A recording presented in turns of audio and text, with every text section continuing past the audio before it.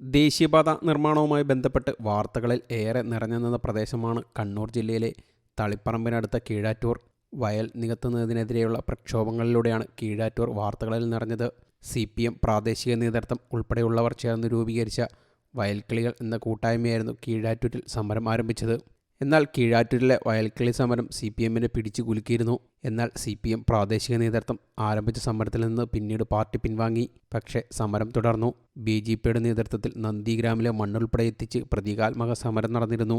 പക്ഷേ വയലിലെ ചതുപ്പ് നിലത്തിന് മോഹവിലയിട്ട് സർക്കാർ സമരത്തിൻ്റെ ചിറകരിഞ്ഞു. സമരക്കാർ ഉയർത്തിയ വാദങ്ങൾ പഠിക്കാൻ നിയോഗിച്ച കേന്ദ്ര ഉദ്യോഗസ്ഥ സംഘം പോലും സമരത്തെ തള്ളിപ്പറഞ്ഞു. കഴിഞ്ഞ 20 വർഷമായി വയലിൽ കൃഷിയില്ലെന്നും താഴ്ന്ന പ്രദേശങ്ങളിൽ പുല്ലുവളർത്തലാണ് നടക്കുന്നതെന്നുമായിരുന്നു കേന്ദ്ര ഉദ്യോഗസ്ഥ സംഘം നൽകിയ റിപ്പോർട്ട്. സമരത്തിന് സംസ്ഥാന BJP നേതൃത്വം പിന്തുണ നൽകിക്കൊണ്ടിരിക്കുകയായിരുന്നു ഈ റിപ്പോർട്ട്. ഇപ്പോഴിതാ ബൈപ്പാസ് നിർമ്മാണം അതിവേഗം പുരോഗമിക്കുകയാണ്. എന്നാൽ കീഴാറ്റൂർ ബൈപ്പാസിൻ്റെ ഇപ്പോഴത്തെ അവസ്ഥ ആകെ മാറിമറിഞ്ഞു. ജില്ലയിലെ പ്രധാന നഗരമായ തളിപ്പറമ്പിലൂടെ കടന്നു പോകുമ്പോഴുണ്ടാകുന്ന നഷ്ടങ്ങൾ ഒഴിവാക്കാനായിരുന്നു കുപ്പം, കീഴാറ്റൂർ, കൂവക്കോട്, കുറ്റിക്കോൽ ബൈപ്പാസ്. നീലേശ്വരം പള്ളിക്കര റെയിൽവേ മേൽപ്പാലം മുതൽ കണ്ണൂർ ജില്ലയിലെ കുറ്റിക്കോൽ പാലം വരെയുള്ള പാതയുടെ നീളം 40.110 കിലോമീറ്ററാണ്. ഇതിൽ 5.660 കിലോമീറ്ററാണ് കീഴാറ്റൂർ ബൈപ്പാസ് റീച്ചിലുള്ളത്.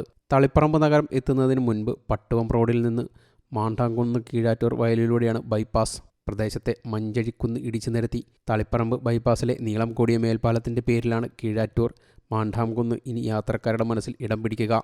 42 തൂണുകളിലായി 600 മീറ്റർ നീളമുള്ളതാണ് മേൽപ്പാലം എന്നാണ് റിപ്പോർട്ടുകൾ. കീഴാറ്റൂർ വയലിൽ നിന്ന് പട്ടുവം റോഡിലേക്കാണ് മേൽപ്പാലം നിർമ്മിക്കുന്നത്.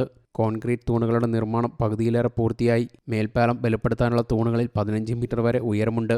2 മീറ്റർ ഉയരമുള്ള പില്ലർ കാപ്പ് കൂടിയാകുമ്പോൾ മാണ്ടാംകുന്നിൽ റോഡ് തറയിൽ നിന്ന് 17 മീറ്റർ ഉയർന്നു നിൽക്കും എന്നും വിവിധ റിപ്പോർട്ടുകൾ പറയുന്നു. News desk you talk.